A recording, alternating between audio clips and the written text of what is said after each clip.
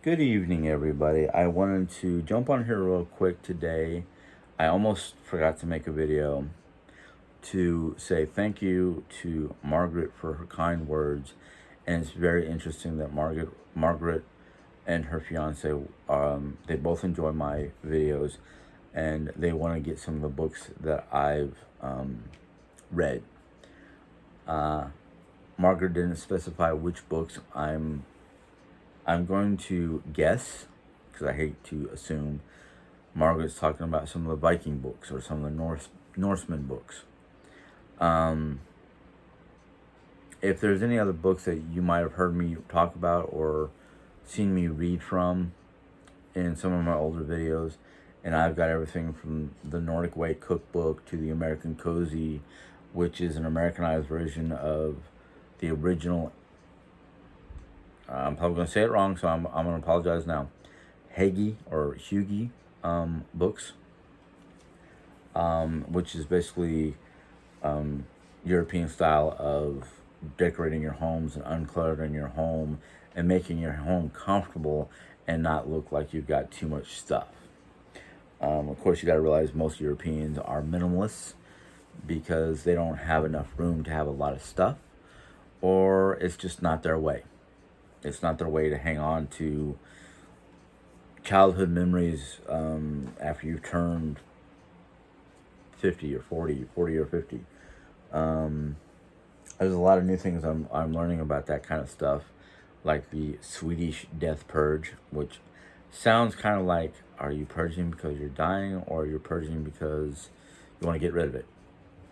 So it's one of those weird things that they do out there in Europe, especially in Sweden, because it's named after their method of purging, where they literally just purge the crap out of their homes. Whatever books you're interested in getting, if you want any ideas or suggestions besides what I made the other day, let me know, because I've got some all kinds of different books, from Norse mythology to, I don't know why they call it Viking mythology, because it's almost the same.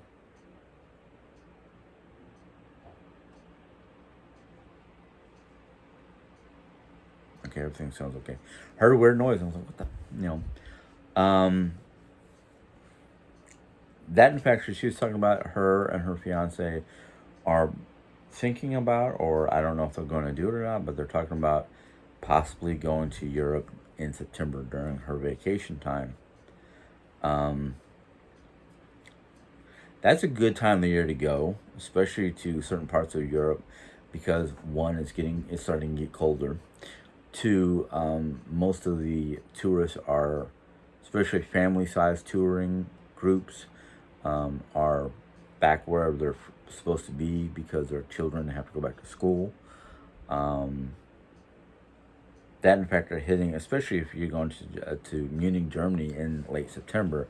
You're hitting Munich during the time of the year when they start having their beer festival or Oktoberfest.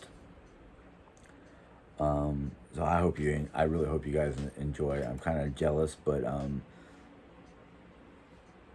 I'm happy they are getting to go to see Europe, no matter what part of Europe it is, because it not only is it an adventure, but it can be an eye-opening teaching moments or events, because you'll get to hear the tour guides, if you go on tours, speak of the history of the castle that you might be in, or the location you might be in, or if you get to go wine tasting, the person taking you on a tour through the winery can give you histories on the surrounding areas that have to deal with the winery. If you go on a float trip down the Mosel River, you hit Zell. Zell is the closest riverfront town to Altley, which is just up the hill, and then either and further up the hill and down the Autobahn slightly is where Hahn Air Base used to stand, or used to be, close to the town of Zorn. I'm not going to go ask you to look for anybody and say, hey, do you remember, a family by the name of Henson. The father was Jim, and they had their son Jimmy. No, I'm not going to ask you to do that. Um, but enjoy it. Really enjoy that countryside. In fact, tonight's dinner was German inspired foods. We had schnitzel, and then spätzle, and then green beans and corn. Now, corn is more the Americanized version of the meal. In fact, green beans, they do have a cold green bean salad, but corn is not one of the items that they would serve. Corn and string beans would not be one of the items they would serve with meals, because corn is considered chicken feed, and green beans or certain kinds of green vegetables are considered food for the pigs, basically. It's amazing how here in America we're like, "Oh, this tastes great, yeah." Mm-hmm. Germany, they're like, "No, no, no, no, no. That goes outside to the animals. Not, no." Um, the one thing I forgot, and I know I have, and I love it, and I'm mad that I forgot about it, is red cabbage, German red cabbage. Now, if you make red cabbage, there is a red cabbage recipe that calls for apple slices, cord peeled sliced apple, to basically go into the fermenting pot of red cabbage, and it makes the cabbage taste sweet. So, and of course, in Germany, most of their apples out there are like Granny Smith's, crab apples. Or not crab apples, excuse me. I forgot what the name of the other apple was. Maybe it was crab. But most of the time, their apples are like desserts. They go in a lot of different desserts. They go into making certain meals and dishes. But most of the time, they're not usually. I don't remember if they eat them just regular. Pick them off the tree, clean them up, wash them up, slice them up, and enjoy. But if you're wondering what schnitzel and spätzle is, well, it's simple. Spätzle is a German potato noodle. You can make it with an egg, but I've seen homemade spätzle made, and what you do is you take the potato, you peel it, wash it, peel it, boil it, and then just press it through a grater. So it makes these like tiny round noodles. And then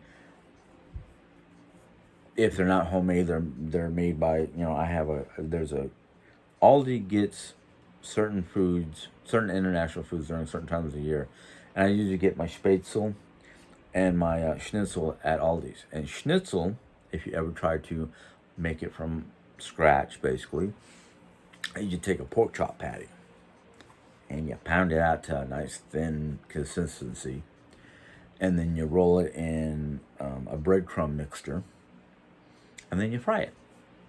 Now, because I get mine from Aldi's, they're already pre-made, so I just bring them home. You can either make them from frozen or you can thaw them. Making them from frozen is simple. You just take a big frying pan that is able to go into your oven. You brown each side of the schnitzel or the pork patty, and then when you're ready for the finalized cooking, you keep it in your pan and just stick it in your oven for 10, 15, 20 minutes. And then you can make it, you can finish it off any way you want to. If you want the famous Jaeger schnitzel, you basically make a brown gravy with mushrooms in it.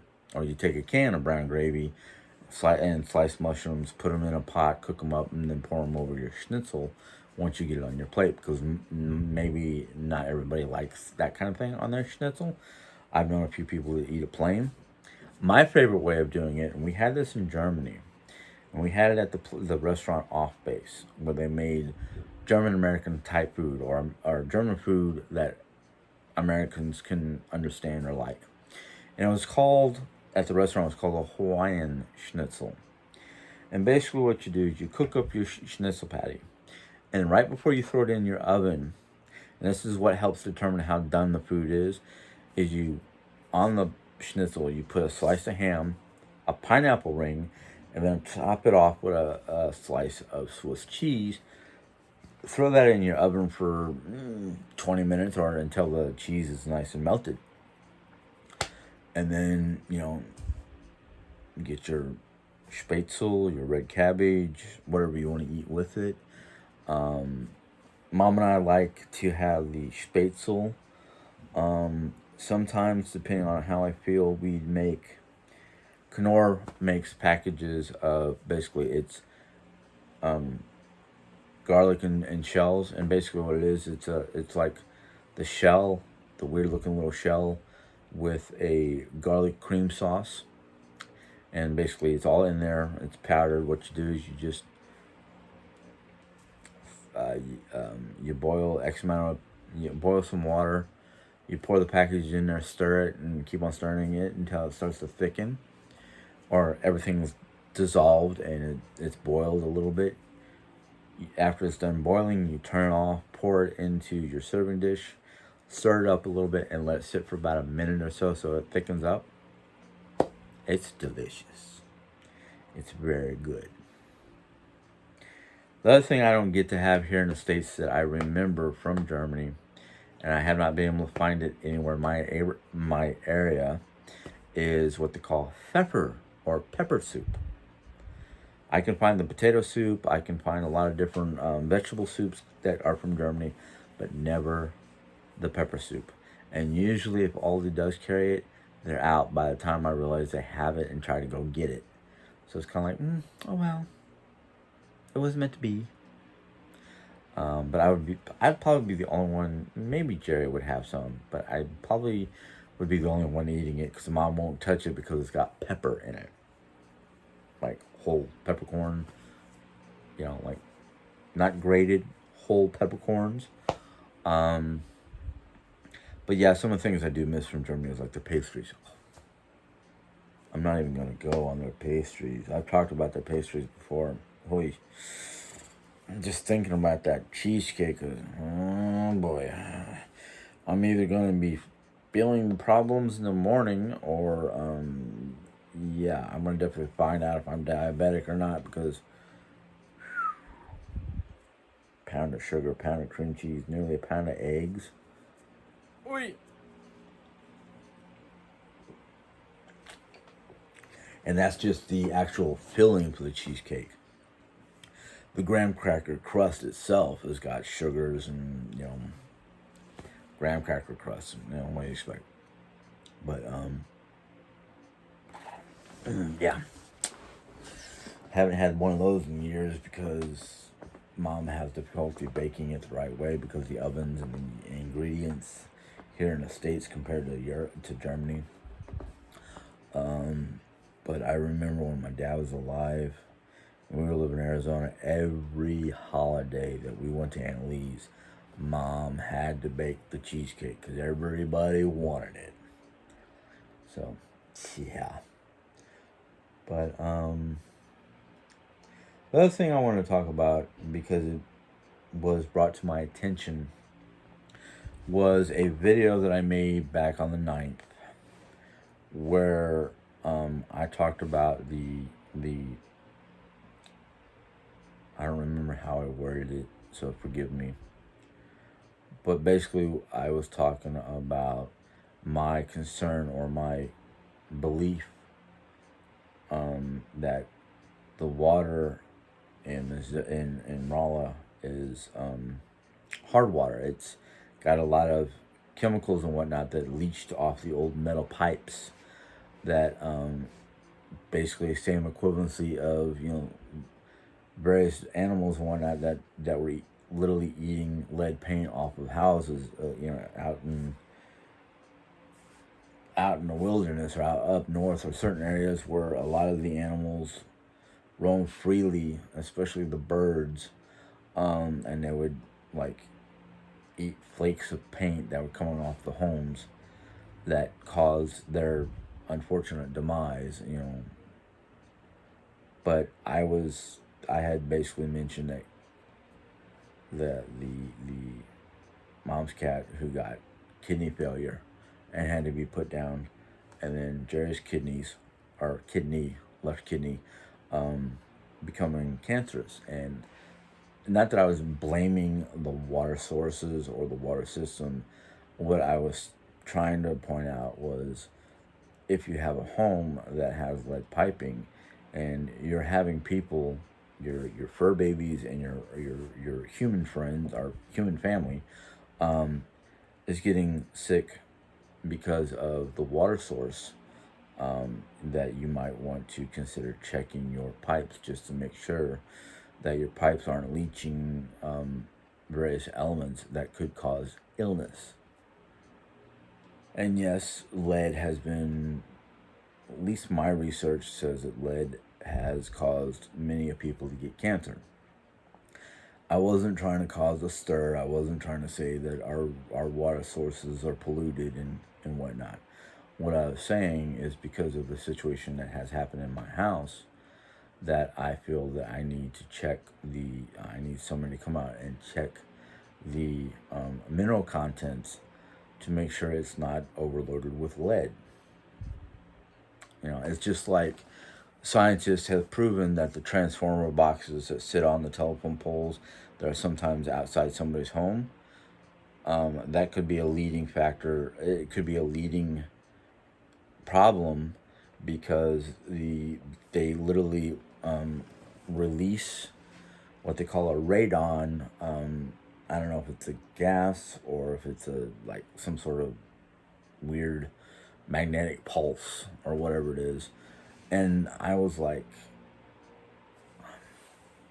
okay. But the thing is, scientists were also saying somebody getting sick off of the transformer leaching out or emitting this radon, you'd have a higher chance of getting struck by lightning than having a major illness. But the thing is, my wife and her family lived in their house in New York, and right outside their house was one of these round transformer boxes. And here we are, they've been in that house for most of their lives. Jay's in her 50s, and all her sisters are in their 50s or higher. And every single one of the girls got cancer. Now, granted, all the other girls got like a thyroid cancer, something they could deal with easily. Jerry had to get a kidney cancer, stage 4 cancer, in her kidneys. It's just one of those many things that modern day people don't think about, because we're so happy with the convenience of having running water through our homes. We're so happy to be able to do what we want to do with that water, not thinking that, okay, those pipes that were laid under homes and whatnot, when homes were being built like crazy, during the early 1900s, if not earlier, if they had running water before the modern day PCP piping or PVP piping or whatever it is, those pipes usually had a certain amount of lead in them, if not totally lead lined, old pipings. And if they've been under the ground for 50, 60, 70, 80, 100 years, yeah, you might want to get your pipes checked and maybe consider, if you can afford it, switching them out for newer pipes. It's just one of those things I get concerned about. I tell people my concerns, not just because of the fact that I want to say, hey, yeah, your house might have lead pipes and you're getting sick off of it. No, it's because of the fact that we've already discovered, lead is bad when you consume too much of it. It can cause all kinds of problems. And I just don't want anybody to wind up having a problem because of lead pipes. I wasn't trying to say that everybody's going to get cancer if they have lead pipes. I'm just saying lead is one of many leading facts towards getting cancer or getting some sort of severe sickness, illness, or whatever. It doesn't have to be cancer. It could be a heart problem, blood problem. It could be anything. Science and medical science, they can only know so much. They don't know how certain elements or certain things are going to affect every single person on the face of the planet, because one of the lovely things God did for us is make sure that no individual has the same, I mean, they might have similarities, but they will not have the exact same issue from the exact same source.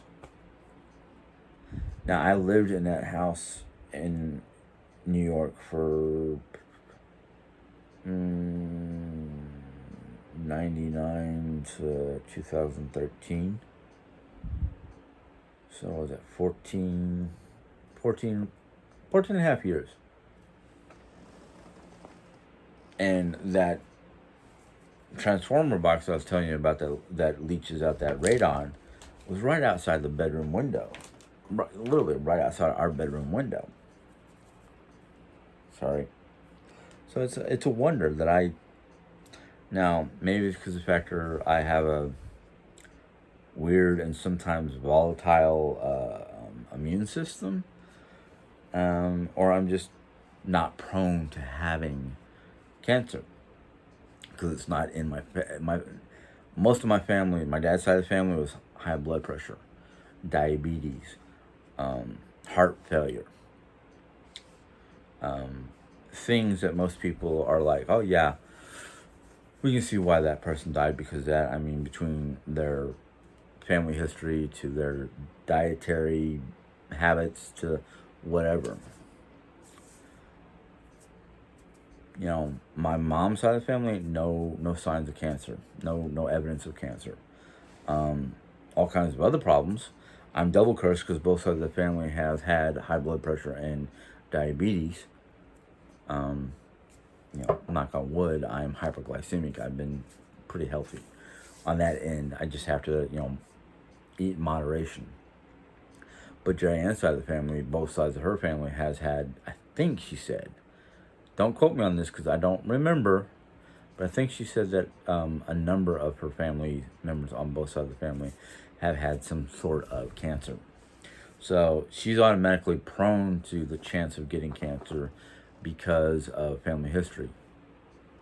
Like I said, all 4 girls in her family, her and her 3 siblings that are older than her, have had cancer. She's the one who basically wins the cake because she got kidney cancer while everybody else had thyroid and have been able to have it surgically removed or dealt with. But I'm sorry if anybody, I'm sorry for I'm sorry more towards the person who came out here for an interview because of phone calls and whatnot from the haters, basically, and the one person who made a phone call, basically, making her complaints and her displeasure quite obvious. So there's my apology. If you don't like it or you don't think it's a decent enough apology, there's nothing I can do about it. I'm being true to myself. I'm being true to who I am. I'm sorry that some people don't like it. That's not really my problem.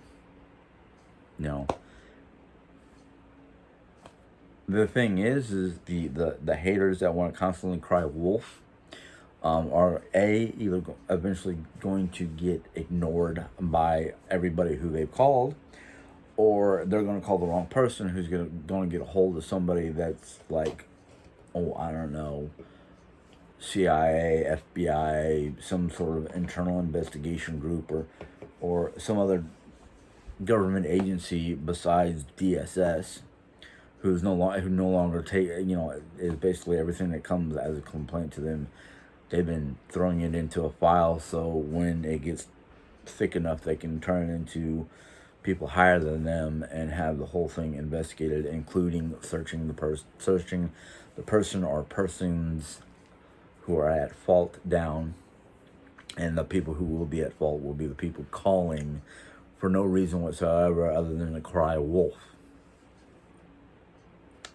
That's the dangers of messing around with certain agencies in this country, is they'll get to the point where it's like, okay, this is getting ridiculous. This person is basically attempting or have been harassing these people to the point where we've now got a file thicker than the thickest book in the Library of Congress,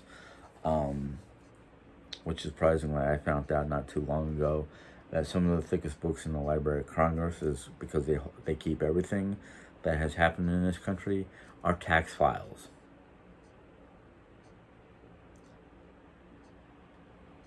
I thought one of the biggest books that they would have at the Library of Congress, where most of the books that are in that place are very valuable, very historic, and very rare, would be a Gideon's Bible, one of the original Gideon's Bibles. Because from understanding that Gideon's Bible was written to have all the knowledge from all the biblical texts. And I don't mean just like a King James or NIV, but I mean some of the original translations and stuff that are not really in our Bible, because the church decided they didn't want the people to know about certain things. Like, yeah, somebody actually was able to transcribe one of the Dead Sea Scrolls, which I think is like one of the most important, most valuable, and most critical of biblical history. Talked about Matthew laying on hands and healing the sick. This was after Jesus had passed. There was another piece, a whole book, not just a paragraph, but a whole book that was taken from the original Bible that the first church, and I don't mean during Christ's time, I mean the first established church, aka the Roman Holy Church, when they started translating the Bible so the people could read it, they decided to remove books and verses and whatnot from the original text because they were afraid the people would revolt. Something typical of the Roman Empire is finding ways to control the people for their sake, not for the people's sake, but for their personal reasons. And one of those books had talked about all different kinds of things. And one of the ones I remember is talking about the wheel within the wheel. Now, I could swear it was in every Bible, but when I was talking to Jerry about it, she was like, there's nothing in my Bible about a wheel within a wheel. I'm like, okay, so there's no story about a chariot of fire coming down and taking a believer in God and just going away, and that person never returned. Well, that sounds like a modern day UFO abduction case there. I don't know. I just know what I read. Know what people taught me. I don't make stuff up. I just remember what people have told me, remember what people have taught me, and remember what I've read and studied. But, yeah. There's information missing out of the Bible. Now, somebody had been on Jerry's channel, I'm going to say that the New King James Version, or the King James Version of the Bible, is the closest thing that we can have to the original text. Then they went on to say that the NIV was written by a Satanist, and I'm like, I find that one hard to believe. And as for the closest text we can hope to ever read besides the Gideon, would be the Dead Sea Scrolls, because they were written on papyrus. That was the writing implement or paper of the time. And they were sealed in clay jars and hidden away so the Roman Empire would not find it and destroy it or manipulate it. Yeah, that's why I would say that if we can get an exact translation of the Dead Sea Scrolls and hopefully have enough to verify through a Gideon or any other Bible, But it's also those people who've been transcribing what they can and trying to take as much care to these very delicate documentations of Christ's lifetime, um, have already pointed that that's not in the Bible. That wasn't translated into a Bible. Now, one of the other things I find hard is the factor that the Bible was written in 3 different languages. Not the whole Bible. The Old Testament, the first half of the New Testament was written in Aramaic. Aramaic is practically a dead language. There's very few people who speak Aramaic nowadays. So it's considered a dead language. The second half of the Old Testament was written in Hebrew. Now, we can go to Israel and find just about any Hebrew person that could translate the original Hebrew documentations. The New Testament was primarily Latin, because Latin at the time of Jesus' birth was the main language of the area, because of the Roman Empire was in control of that area during Christ's lifetime. So in order to make it easy for any common person to follow Jesus, they wrote the New Testament in Latin. And in fact, the New Testament, by most Christian standards, are what we are supposed to live by, and that the Old Testament are the building blocks to the coming of Christ. But it also says in the New Testament that once Christ was born, all things old, including the Old Testament, was no longer of importance or no longer of necessity. It was now the time of Christ and learning to be a good Christian. Now, the first century Christians were led by apostles, 1 or more of the 12 apostles. And because of their continued works that Christ had set forth as their task, the first century church grew. And most of the time, if not all the time, the first century Christians did not gather in a building. They would go to somebody's home and have church in their home. So there was no established building to say this is the church that you go to. It was a group of men and women who gathered, either a small handful or a small gathering in somebody's home.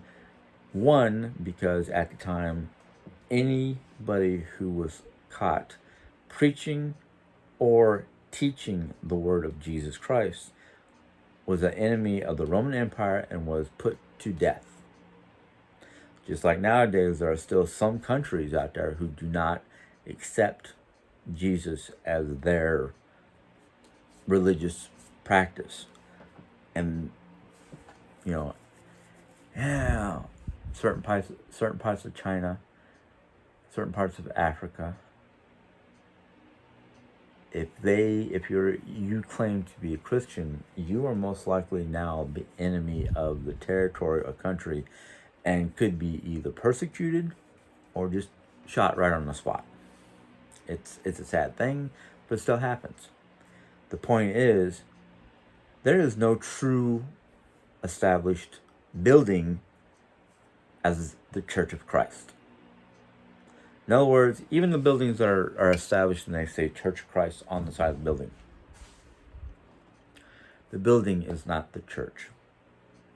It's the people within the church that are the church. The building itself is just something to say, hey, this is where you guys can come together and praise Jesus. I'd rather go the old style. I'd rather have people come to my house and sit down and open a book and read a passage or two, or a whole chapter, depending on how long you want to spend. A couple verses, a couple pages worth of verses, or just a section, because the Bible is broken off in different sections. Read that little section and sit there amongst your fellow Christians discussing it. Some people might not understand it. Some people might agree with it. Some people might be like, well, I don't see how that can work in my life because I don't have that life. I don't live that way. Jesus does not care about the church, the building. He cares about the people and what the people do to help each other. And the reason why I don't go to the established building is because I've been let down multiple times in one way, shape, or form. And a lot of it was because of the factor what they let me down was because they were doing something that the Bible said they should have been doing. So I stopped believing in the building, not the source of the church, Jesus. Bible says, where there are two or more, I am there. Yeah, okay. I am not Jesus, I'm not God, but I can say this much just from reading the Bible. I am highly disappointed. I'm highly disappointed in a lot of the people. I'm highly disappointed in a lot of the names of the different groups that call themselves Christian. Whether they use the word Christian, Baptist, Presbyterian, Catholic. I don't care about those names. Those are labels. And like a very interesting gentleman I knew back when I was younger, I didn't know him personally, I knew his work. And then I got disappointed when I found out what kind of person he really was. But one of the things he said that made sense to me is we are so busy either shining our armor or running around slapping labels on each other. And it's ridiculous. It's not what was meant to happen. It's not what Jesus established things to be like.